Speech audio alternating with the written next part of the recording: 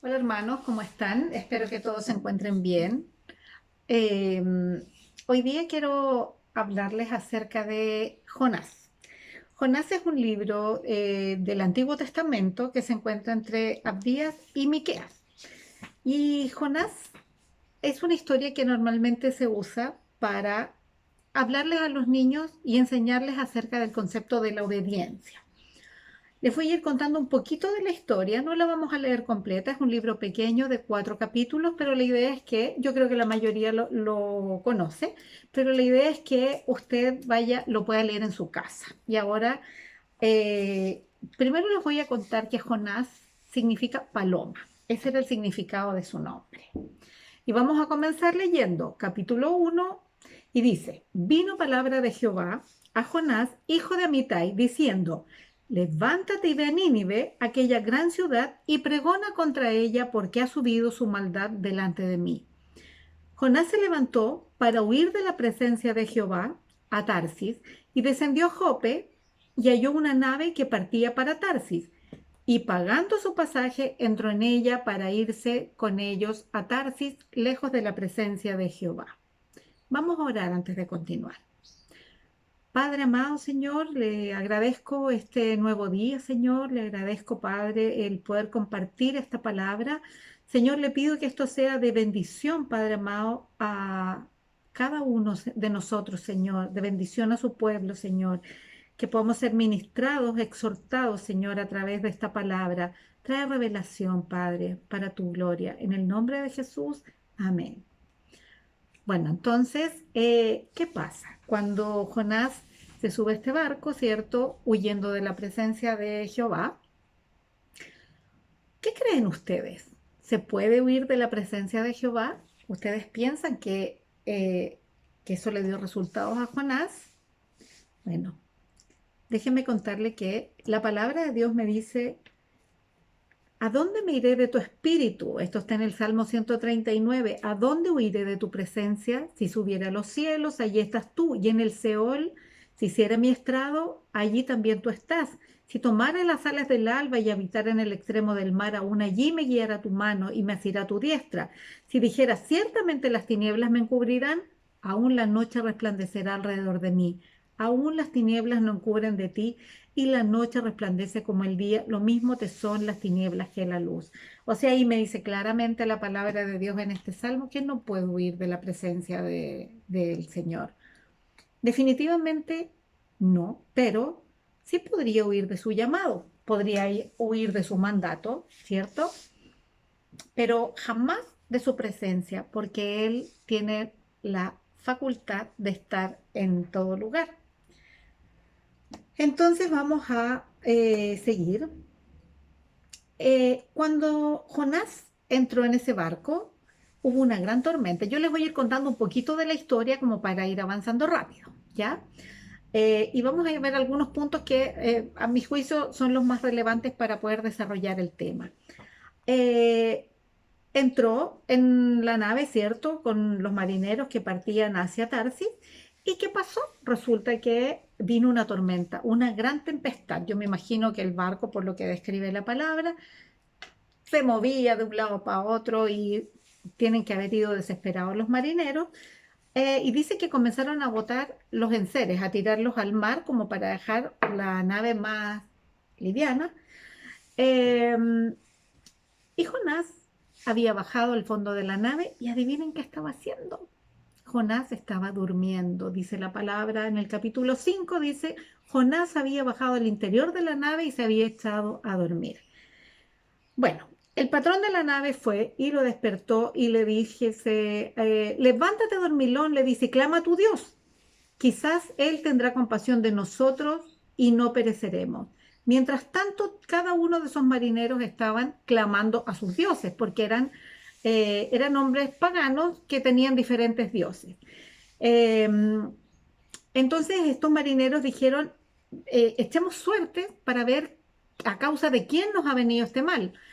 Echar suertes era una costumbre de la época que la verdad es que no se sabe si echaban palitos, tiraban, no, no sabemos, pero era como una especie de caricello puede haber sido. Y veían en quién quién era la persona que estaba provocando esto, y en este caso la suerte cayó sobre Jonás. Entonces van y le dicen, dinos quién eres tú, cuál es tu oficio, de dónde vienes, cuál es tu tierra, de qué pueblo eres. Y Jonás respondió, dice, soy hebreo, temo a Jehová, Dios de los cielos, que hizo el mar y la tierra. Y aquellos hombres, dice, temieron de sobremanera y lo encaran y le dicen, pero ¿por qué nos hiciste esto? ¿Por qué nos haces pasar por esta tempestad en que obviamente ellos pensaban que iban a morir? Eh, y Jonás inmediatamente les dice, reconoce y les dice, échenme al mar, tírenme al mar, como en el fondo, desháganse de mí porque él sabía que por su causa estaba pasando esta tormenta. Entonces aquí dice que esto a mí me parece increíble porque dice, y aquellos hombres temieron de sobremanera y, eh,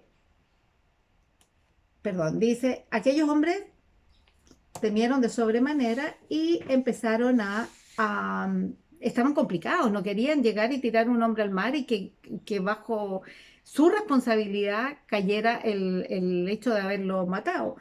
Entonces, trabajaron para hacer volver la nave, ¿cierto? Trataron de no tirarlo, pero el mar cada vez se embravecía más y más contra ellos. Entonces ellos clamaron a Jehová, clamaron al Dios de Jonás y le dijeron, te rogamos ahora, Jehová, que no perezcamos nosotros por la vida de este hombre, ni ponga sobre nosotros la sangre inocente, porque tú, Jehová, has hecho como has querido. Y tomaron a Jonás, lo echaron al mar, e inmediatamente, ¿saben qué pasó? El mar se quietó. La tormenta, la tempestad por la que estaban pasando, se calmó. A mí esto me dejó impresionada porque yo digo, estos hombres que eran marineros paganos, ¿cierto? Que cada uno tenía diferentes dioses, con mala fama, con fama de no ser buenas personas, resulta que se convirtieron así inmediatamente porque la palabra dice, temieron aquellos hombres a Jehová con gran temor y ofrecieron sacrificio a Jehová e hicieron votos. Entonces, esto me da que pensar y yo digo, ¿cómo aún en mis peores días Dios tiene tanta misericordia que aún en medio de la tormenta que yo pueda estar viviendo, en medio del proceso difícil de rebeldía en el que me encuentro, Dios me puede usar? Entonces, esto me da mucho que pensar. Si tú te sientes perdido, hermano, hoy día, si tú sientes que estás huyendo o estás muy lejos de la presencia de Dios, no te dejes vencer. Aún así, Dios te puede usar. Bueno, vamos a continuar con la historia y dice, cuando estos marineros echan a Jonás al agua, al mar, Jehová tenía preparado un gran pez para que se tragase a Jonás. Y estuvo Jonás en el vientre del pez 3 días y 3 noches. Esta historia, hay muchas personas que piensan que es una fábula, que es como casi imposible que un pez te trague y te tenga y puedas estar intacto 3 días dentro de, seguramente en una ballena. La palabra dice que era un gran pez. Pero en Mateo, en el Nuevo Testamento, hay un pasaje donde dice, apiñándose las multitudes, comenzó a decir, esta generación mala demanda señal, pero señal no le será dada sino la señal de Jonás. Porque así como Jonás fue señal a los ninivitas, también lo será el Hijo del Hombre a esta generación. Y estas son palabras de Jesús, que fueron dichas en el Nuevo Testamento en Mateo. De cierta forma, yo creo que a través de esa palabra se nos confirma que la historia de Jonás sí fue una historia real. Entonces, tenemos que Jonás, como para entender un poco la historia, este Jonás era un profeta de Dios, profeta de los profetas menores, que vivió en el tiempo de Jeroboam II, que era rey de Israel. En ese tiempo vivió Jonás. La palabra dice que era hijo de Amitai y además que era de Gatefer. y Gat-Hefer es una ciudad que está situada cerca de Nazaret, 4 o 5 kilómetros de Nazaret. Entonces, Dios lo manda como para que entendamos un poco el tema de las distancias.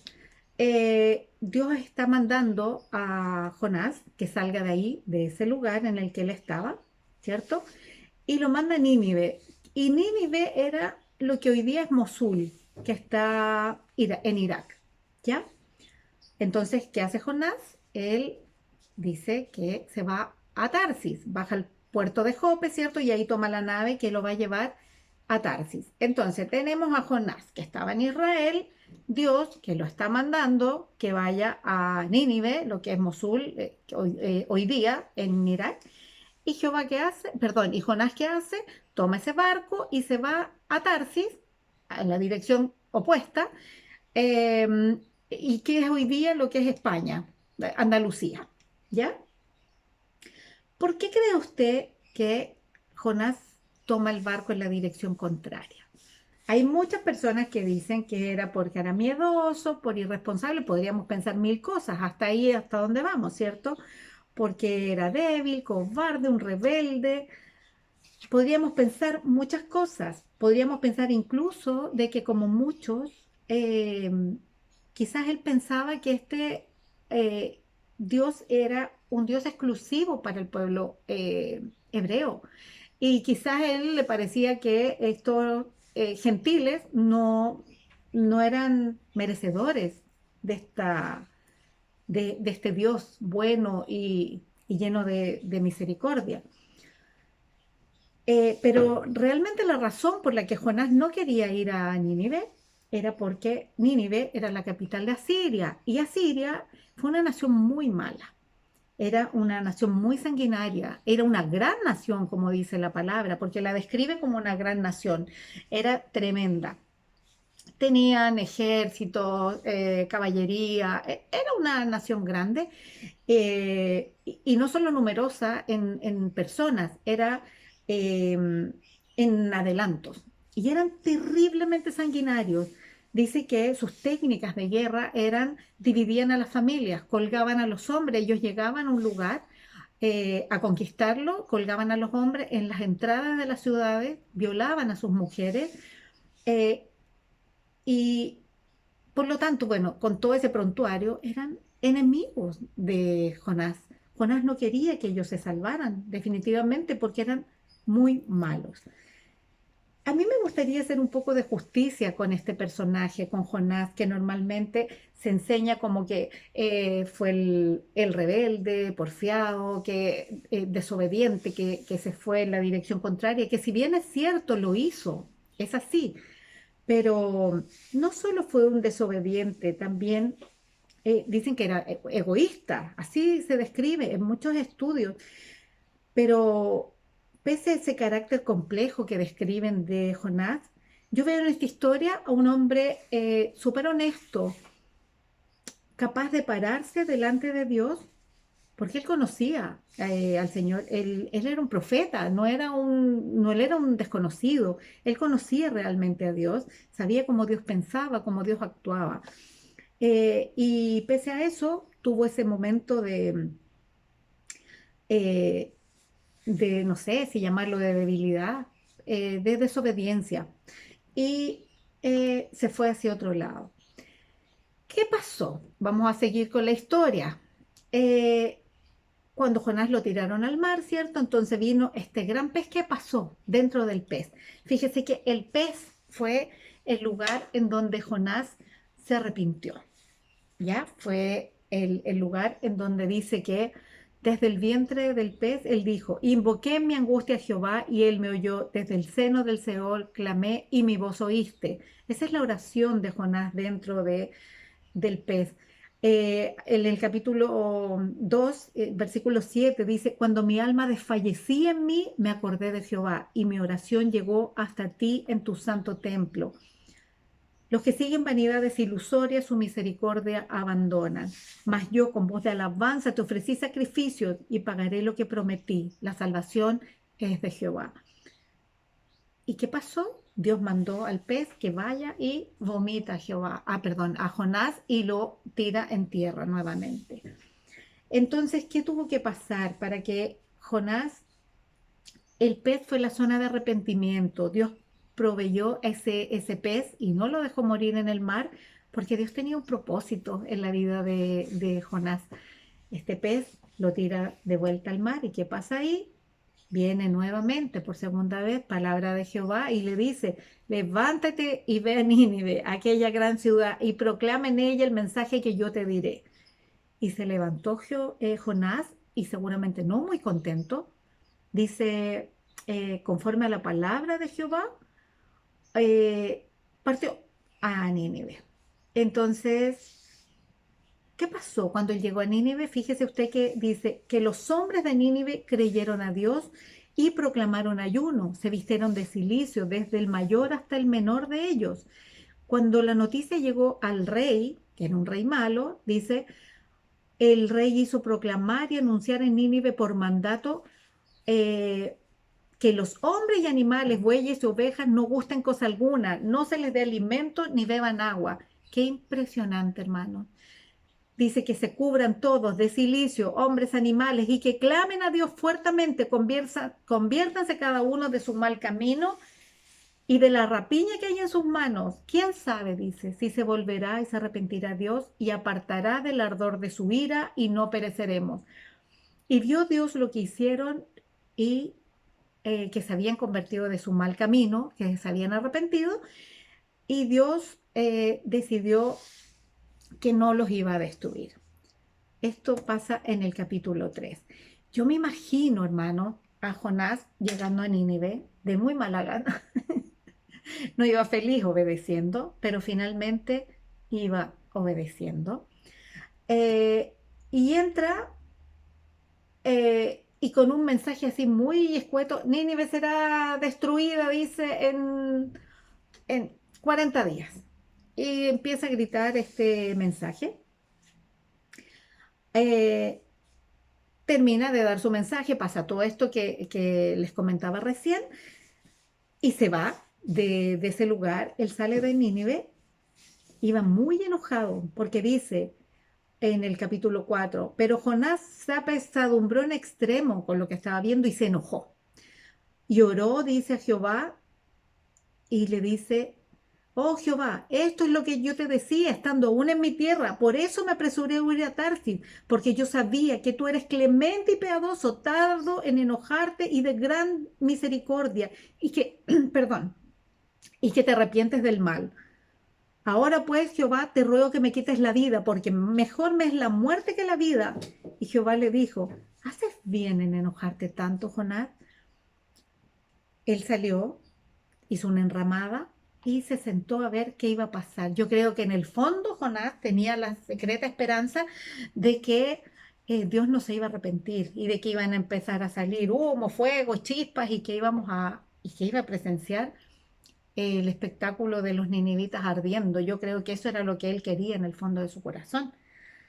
Por eso estaba tan enojado. Hizo esa enramada y se quedó a mirar. ¿Y qué pasó? Cuando estaba en la enramada, dice que preparó Dios una calabacera, la que creció durante el día, y dio sombra a la cabeza de Jonás, y él estaba súper contento por la calabacera.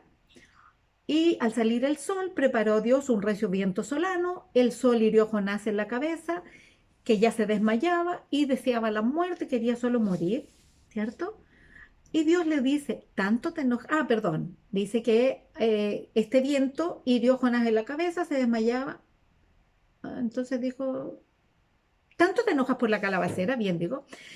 Y le dijo: mucho me enojo, hasta la muerte, le dice Jonás. Y dijo Dios: ¿tuviste tu lástima de la calabacera en la cual no trabajaste, ni la hiciste crecer, que en espacio de una noche nació y en espacio de otra noche murió?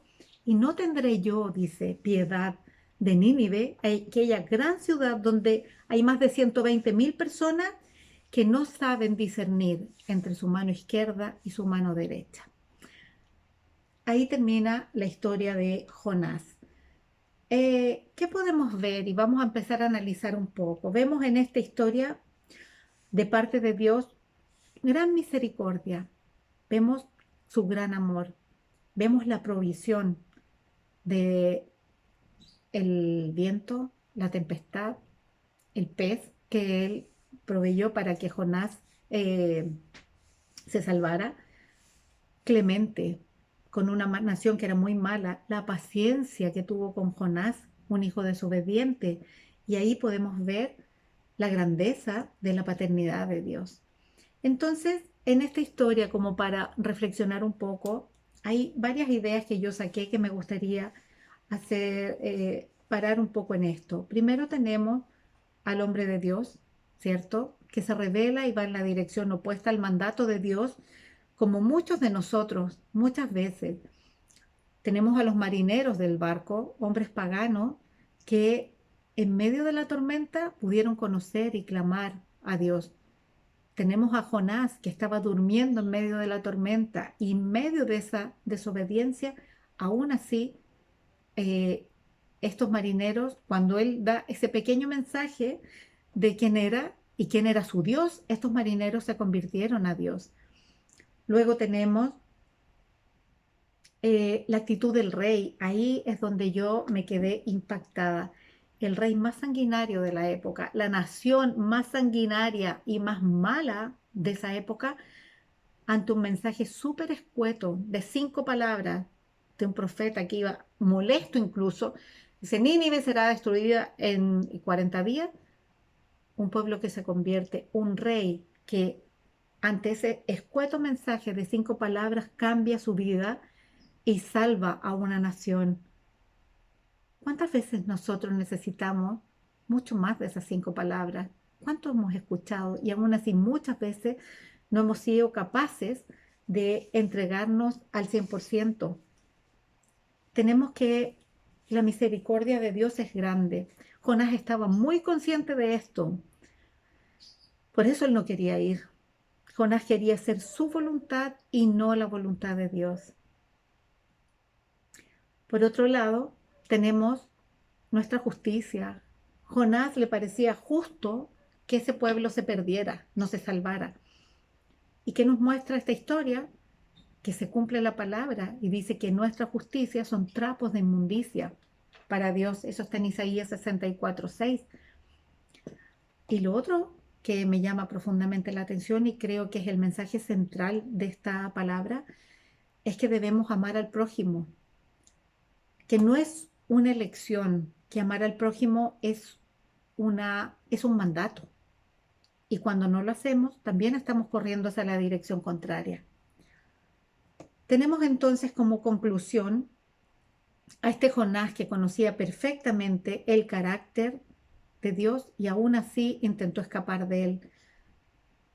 En esta historia muchas veces yo me he sentido como mirándome a un espejo. Hermanos, yo muchas veces cuando prendo la televisión, cuando veo las noticias y cuando veo la maldad, cómo ha crecido, muchas veces me siento como Jonás y no siento orgullo de decirlo, eh, pero estoy siendo honesta. Eh, en esta historia yo creo que la idea es, como les decía, mirarnos en un espejo. ¿Dónde estás tú en esta parte de la historia? ¿En qué parte de esta historia te encuentras hoy día? ¿Estás yendo en la dirección opuesta a la que Dios te envió? ¿Estás huyendo de Dios? ¿Estás enojado con Dios? ¿Estás luchando con Dios? ¿Estás durmiendo en el barco en medio de la tormenta cuando está todo a punto de darse vuelta y que todo ese barco va a morir? ¿Tú estás durmiendo? ¿O estás a punto de comprar ese boleto que estás en el puerto? Usando tus recursos, porque dice la palabra y por algo lo dice, dice que Él pagó su propio pasaje.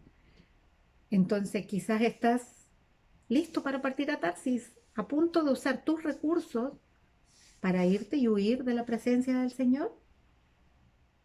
¿Cuál es tu Nínive? ¿Cuál es el lugar donde Dios te está mandando? ¿Estás amando al prójimo a pesar de sus diferencias? de sus diferencias políticas, de sus diferencias de pensamiento, de sus diferencias culturales, de sus gustos distintos. ¿Estás aplicando misericordia? Fíjese que buscando versículos que hablan del amor al prójimo, dice, son tantos, y sobre todas estas cosas dice vestidos de amor, que es el vínculo de la unidad. El que dice que está en la luz y aborrece a su hermano está en tinieblas. Si alguno dice, yo amo a Dios y aborrece a su hermano, es un mentiroso, porque el que no ama a su hermano, a quien ha visto, no puede amar a Dios a quien no ha visto. ¡Qué fuerte! Y son tantos los versículos, mire, porque toda la ley en una palabra se cumple, que es amarás a tu prójimo como a ti mismo. Cuando yo leo esto, de verdad, yo digo, Señor, no puedo, no puedo, pero sí puedo trabajar en esto, porque dentro de mi imperfección no lo puedo lograr. Pero en la medida que yo busco a Dios, que yo me entrego, que yo dejo que el Señor entre en mi corazón y empiece a actuar, sí, estoy tratando y es factible lograrlo. Yo siento que Jonás fue tan honesto, incluso cuando se presenta ante Dios y le dice, por eso no quería ir, porque tú ibas a hacer esto. Es tremendamente honesto con Dios. Y también fue honesto en ese barco, cuando él le dice, échenme al mar, le dice, porque fui yo, es por mi culpa. Jonás conocía cuáles eran las consecuencias de lo que él estaba haciendo. Por eso inmediatamente él dijo, yo fui. Él no se escondió, no le echó la culpa a nadie, no, debe haber sido el otro. No, yo fui, él apechugó. Y dice, tírenme al mar para en el fondo que ellos se salven, ¿cierto? No era lo que Dios le había pedido. Definitivamente él había sido desobediente, como muchos de nosotros muchas veces. Amado, si hoy día tú estás siendo desobediente, vuelve al camino. Si tú sientes que estás lejos, vuelve al lugar. No tienes por qué seguir sufriendo lejos, porque así como el Señor tuvo misericordia de Jonás, tuvo misericordia de Nínive, aun cuando su maldad había subido hasta él, va a tener misericordia contigo. No te olvides que el barco de vuelta para hacer la voluntad de Dios puede ser mucho más incómodo que el barco en el que saliste a Tarsis. Jonás salió en un barco y volvió en el vientre de una ballena, incómodo, lleno de baba. No debe haber sido rico. Y Dios lo trató en ese tiempo y fue vomitado en tierra firme. Nosotros todos tenemos una tremenda misión. Jesús nos dio la misión de ser, eh, de darlo a conocer, de ser, eh, de reconciliar al hombre con Dios a través de él. A ser continuadores de su pasión como discípulos. Somos ordenados por Jesús, dice, a ir y a ser más discípulos. Esto no es para los que tengan talento, no dice en ninguna parte del versículo, o para los que tienen el don de la palabra. Dice que es para cada uno, cada hombre y cada mujer que reconoce ser discípulo de Jesús. Entonces, si nosotros nos reconocemos así, esa es la misión que tenemos por delante. Dice, por tanto, vayan y hagan discípulos de todas las naciones, bautizándolos en el nombre del Padre, del Hijo y del Espíritu Santo, enseñándoles a obedecer todo lo que les he mandado a ustedes. Y les aseguro que yo estaré todos los días con ustedes hasta el fin del mundo. Eso está en Mateo 28, 19 al 20, que es lo que Dios le dijo a sus discípulos. Y gracias a esos locos discípulos, 11, 12, que fueron obedientes, que creyeron, hoy día nosotros podemos ser parte de esos gentiles que fueron alcanzados por la gracia y por la misericordia de Dios. También la palabra dice que la mies es mucha, pero los obreros son pocos. Y esos obreros no son hombres calificados que fueron escogidos porque tenían un tremendo currículum. Fueron hombres que creyeron a Dios, que amaron a Dios, ¿cierto? Y por eso somos enviados a llevar este evangelio. Ay, mire, yo creo que es tiempo de dejar de levantar cristianos. Yo creo que es tiempo de ir a los gentiles, de tomar este llamado, de decir, si me están mandando a Nínive, que es un pueblo malo, yo no sé cuál es tu Nínive, como decía delante. Quizás tu Nínive es tu propia casa, y no porque sean malos, sino porque están perdidos. Quizás tu Nínive es tu colegio, es la universidad, es tu zona de trabajo, no lo sé. Pero es tiempo de que nos levantemos, porque ese fue el mandato. Levántate y ve a Nínive, ¿cierto? Y Dios provocó el arrepentimiento en ellos. Nosotros solo debemos llevar el mensaje. Y es hora de ser obedientes. Yo creo que es tiempo de decir a ese llamado, envíame a mí. Heme aquí, Señor, cuando dice quién irá. Esto no es para solo para los misioneros. Muchas veces la gente piensa que este mensaje fue para los discípulos y después a los misioneros. Las misiones comienzan en tu casa. No es necesario que cruces la frontera. Si lo puedes hacer, si tienes el llamado, maravilloso, maravilloso. Pero si no, lo puedes hacer con tu vecino. Vamos a orar. Señor, primero quiero darte gracias, Señor, pedirte que nos perdones, Señor, pedirte que tú nos permitas mirarnos, Señor, en esta historia como en un espejo, Señor, y poder reconocer, Señor, cuántas veces hemos sido desobedientes, Señor, cuántas veces hemos tratado de huir, Señor, de tu presencia, tomando la dirección contraria donde tú nos enviaste. Señor, así como mandaste ese gran pez, Señor, trae, Padre amado, esa zona de arrepentimiento, Señor, en donde tú nos vas a llevar, nos vas a salvar, Padre Santo, para poder reconocer, Señor, y queremos arrepentirnos delante de tu presencia, Señor, por las veces que te hemos fallado, Señor, por las veces que hemos desobedecido, Señor, por las veces que no hemos tomado ese llamado, Señor, perdónanos. Ayúdanos, Señor, a renovar todo pacto que hicimos contigo, Señor. Ayúdanos a levantarnos, Señor, a salir, Padre amado, del fondo de esa nave, Señor, a despertarnos, a dejar de dormir, Señor. Ya es tiempo, Señor, de ir a mirar donde no te conocen, Señor. Es tiempo de levantarnos, Padre amado, Señor, y de hacer ese trabajo que nos encomendaste, Señor, esa misión. Padre, ten misericordia en esta hora de tus hijos, Señor, de tu pueblo. Levántanos, Padre amado. Levántanos, Señor, es lo que queremos, Padre. Señor, yo te ruego, Padre, que este mensaje, Señor, pueda ser una revelación a nuestra vida hoy día, Señor.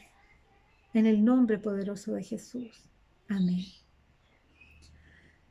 Hermanos, espero que este mensaje haya traído un tiempo de exhortación, que nos haya revelado palabra. Y nada, les deseo que tengan una bella tarde, que el Señor siga trabajando en nuestra vida. Y eso es todo. Les quiero mucho, que el Señor les bendiga, que tengan una bella tarde.